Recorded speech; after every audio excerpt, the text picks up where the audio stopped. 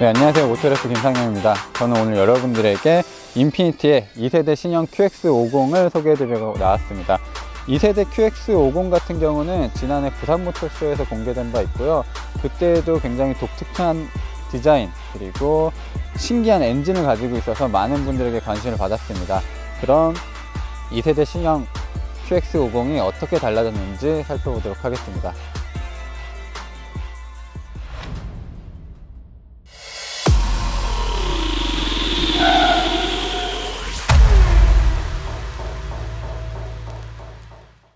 네, QX50은 이제 2세대로 발전을 했는데요. 그 1세대 QX50과 비교를 해보면 완전히 다른 디자인이에요.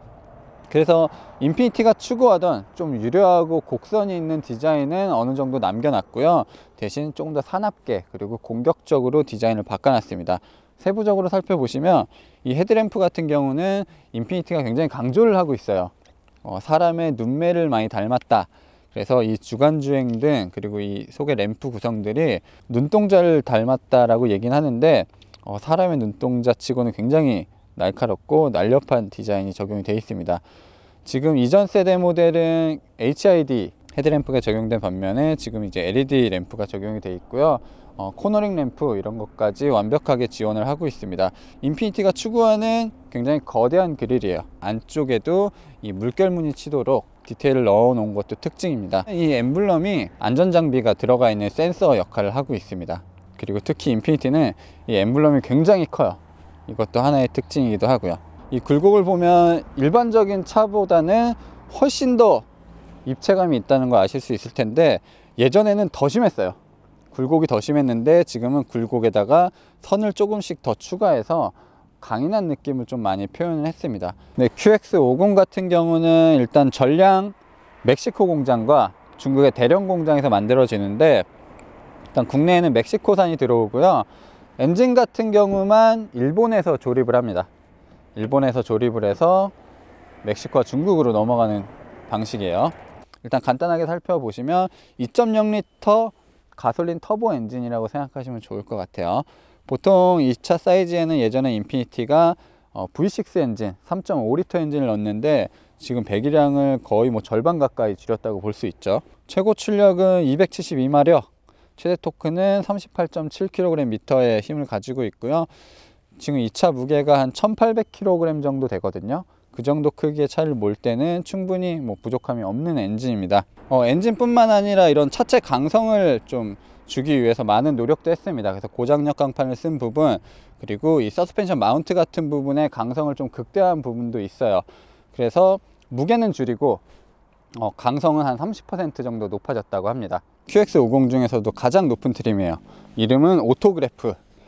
이름이 모터그래프면 훨씬 더 좋을 것 같은데 일단 오토그래프란 트림이 저희가 시승을 하고 있고요. 기본적으로 가장 낮은 트림에서도 19인치 휠이 적용이 되어 있고 최상급 모델에는 20인치 타이어가 적용이 되어 있습니다. 지금 휠도 검은색 유광 처리가 되어 있고 상당히 역동적인 디자인을 가지고 있습니다. 타이어는 브리지스톤의 알텐자 타이어가 적용이 되어 있고요. 보닛의 이 라인을 따라서 굉장히 굵은 선을 잡아놨고 예전에는 인피니티가 이런 식으로 입체적으로 만들긴 했지만 선을 강조하진 않았는데 이 SUV로 넘어오면서 조금씩 이런 남성적인 면이 강조가 되고 있고요. 이런 방향성 같은 경우는 아마 이 QX50을 시작으로 인피니티의 여러 가지 SUV에도 퍼져 나갈 것 같습니다. 테일램프 같은 경우는 우리가 Q50 그리고 Q60에서 보던 그 디자인이 거의 그대로 적용이 되어 있습니다. 그리고 특히 이 사이드 끝부분까지 이 옆면까지 이렇게 테일램프를 해놨고 LED가 들어오는 부분도 이 끝에까지 나와 있기 때문에 어두운 곳에서 봤을 때도 차가 조금 더 넓게 보이는 시각적인 효과를 가져다 주고요. 평소에 봤을 때도 뭔가 더 날카롭고 중심이 잘 잡힌 모습을 가지고 있습니다. 그리고 루프라인 같은 경우도 요즘 트렌드를 굉장히 많이 따랐어요. 지금 거의 이 정도는 쿠페형 SUV라고 할 수 있을 정도로 루프라인이 날카롭게 깎여져 있고 이 리어 스포일러도 튀어나온 부분이 와류를 조금 더 방지하고 공기저항 가스를 낮추는 데 많은 일조를 했다고 합니다. 이 차가 배기량이 2.0L가 조금 안 되는 배기량을 가지고 있고 그렇게 큰 엔진은 아니지만 이제 양쪽으로 머플러를 만들어 놔서 조금 역동적인 느낌을 많이 강조를 하고 있습니다. 오늘 이 차를 이제 몰고 올 때 짐이 좀 많이 있었어요. 기타랑 뭐 여러 가지 장비들이 있어서 양손을 쓸 수 없는 상황이었는데, 이 차는 이렇게 발동작만 하면 자동으로 열리는, 그리고 이 센서의 인식도 굉장히 잘 되는 핸즈프리 테일게이트를 가지고 있습니다. 그리고 트렁크가 열렸을 때도 굉장히 넓은 공간을 가지고 있고, 프리미엄 브랜드의 SUV다 보니까 이쪽 안쪽의 마감도 굉장히 훌륭합니다. 브라운 색상의 계열로 마무리를 해놨습니다. 저기 보스의 서브 우퍼까지 달려있네. 와, 이 오디오 시스템은 굉장히 공을 많이 들여놨네요. 지금 스피커가 16개짜리가 들어가 있는 시스템입니다. 전륜구동 플랫폼, 그리고 작은 엔진을 쓰다 보니까 이런 뒷공간, 실내 공간의 여유가 굉장히 많이 있었던 것 같습니다. 이렇게 원터치로 이런 식으로 시트가 접히는 구조입니다. 완벽하게 풀플랫은 아니지만 어쨌든 상당히 넓은 공간이 나오고 있습니다. 근데 일단 뒷좌석 공간의 특징 중 하나, 가장 핵심은 등받이 조절이 가능합니다. 이 등받이 조절 각도, 폭도 이 세그먼트에서는 굉장히 큰 편이고요. 사실 그거보다 더 특징인 거는 이 밑바닥, 엉덩이 부분까지도 조절할 수 있는 거예요. 이 가운데 센터 터널이 어느 정도 올라와 있긴 하지만 그렇게 높지 않고, 이 양쪽 옆이 넓은 구조이기 때문에 사실 3명이 타도 그렇게 큰 무리가 없을 것으로 보이고요. 이 뒷좌석에 열선은 지원을 하진 않는 것 같네요. 열선 안 되네. 아쉽다. 네, 일단 실내에 들어오면 처음 느끼는 점이 기대 이상, 그리고 생각보다 지나칠 정도로 고급스럽다라는 느낌이 들어요. 사실 이런 레이아웃은 굉장히 오래전부터 봐왔고 신기할 부분이 없는데, 근데 이런 쓰인 소재들이 기가 막힙니다. 이런 센터 콘솔에 스웨이드가 쓰이기도 했고, 이 대시보드 상단 쪽에, 이쪽에도 쓰였고, 문짝에도 쓰였습니다. 진짜 가죽으로 이렇게 덮인 부분들, 그리고 꼼꼼한 바느질, 이중 스티치, 도어 트림부터 센터를 쫙 이어주는 이 나무 같은 경우도 이것도 리얼 나무거든요. 인피니티가 이 정도로 고급스러웠어? 라고 이제 말해주는 부분이 될 수 있겠고, 사실 이 클래스 같은 경우도 그냥 플라스틱에 무늬를 넣는 방식을 쓰고 있기도 한데, 지금 인피니티는 진짜 원목을 사용했고, 이런 시트의 가죽이라든지 스티어링 휠의 가죽, 그리고 기어 노브에 살짝 들어가 있는 이런 가죽들도 굉장히 감촉이 좋아요. 플라스틱이 들어갈 수 있는 부분들, 그리고 플라스틱이 약간 저질스럽게 느껴질 수 있는 부분들을 최소화했습니다. 전동으로 할 수 있는 것들, 이런 거에 굉장히 인색하지 않습니다. 그래서 스티어링 휠도 전동으로 조작이 되고, 뭐 시트는 당연하고요. 그리고 전자석 모두 원터치로 열리고 닫히는 그런 윈도우가 적용이 되어 있습니다. 그리고 보스 사운드 시스템 같은 경우는 이 퍼포먼스 시리즈 모델이 적용이 되어 있고, 다만 아쉬운 부분들도 있어요. 뭐 이거는 제가 Q50, Q60 할 때도 말씀드린 건데, 듀얼 모니터가 아직도 촌스럽게 느껴지진 않지만 위와 아래에 이런 해상도 차이가 분명히 있고요. 이제는 좀 와이드한 모니터를 쓰는 게 대세인데, 그런 부분이 좀 바뀔 필요도 있고, 요즘 이런 물리적인 버튼들이 많이 없어지는 추세라서 조금 복잡한 구석도 있습니다. 근데 익숙해지면 불편하진 않아요. 지금 예전엔 기어 노브, 물리적인 기어 노브를 사용했다면 지금은 전자식 방식의 기어 노브가 적용이 되어 있습니다. 그래서 이쪽 부분을 조금 더 자유롭게 쓸 수 있고요. 컵홀더 2개가 마련이 되어 있고, 약간의 수납 공간, 그래서 이쪽 센터의 글로우박스 같은 경우도 굉장히 깊고요. USB가 또 마련이 되어 있고, SUV가 가져야 되는 본연의 그런 실용성, 이런 것들까지 충분히 갖추고 있어요. 네, 2세대 QX50은 정말 많은 것이 달라졌습니다. 플랫폼도 달라졌지만 무엇보다 가장 눈여겨볼 부분은 엔진의 변화입니다. 사실 요즘은 엔진 기술이 거의 이제 한계치에 다다랐다고 느껴질 정도로 큰 변화가 없는데, QX50 같은 경우는 완벽하게 엔진을 새롭게 만들었습니다. 원래 기존에는 이제 닛산 인피니티가 VQ 엔진을 굉장히 오래 썼잖아요. 지금은 이름이 이제 VC 터보 엔진으로 이름이 달라졌습니다. 이름에서도 알 수 있지만 이 엔진은 압축비를 달리하는 엔진이에요. 그러니까 압축비가 달라지면 뭐 출력이라든지 효율 이런 것들, 그리고 심지어 배기량까지도 일시적으로 바꿔줄 수 있는 엔진이에요. 그 하이브리드 모델에 주로 적용되는 애킨슨 사이클 같은 경우도 압축비가 일시적으로 달라지긴 하지만 완벽하게 물리적으로 이렇게 압축비를 다르게 하는 엔진은 이 VC 터보 엔진이 최초입니다. 사실 뭐 닛산이 처음 내놓은 아이디어는 아니고 이런 시도는 예전에도 여러 번 있었지만 이를 상용화한 것, 그리고 오랫동안 연구를 지속해온 것은 닛산이 처음입니다. 그래서 일단 파워트레인만 놓고 봤을 때는 이런 엔진을 만드는 회사가 없었고 이런 엔진이 상용화된 적도 없었거든요. 지금 이제서야 많은 브랜드가 직분사, 간접분사를 모두 사용하는 그 시스템을 쓰기 시작했는데, 어떻게 보면 인피니티는 그보다 한 발 먼저 이미 나간 셈인 거죠. 그래서 그런 시도, 그리고 그걸 이제 상용화한 이런 노력, 이런 것들은 굉장히 높게 평가할 만하다고 보고 있고요.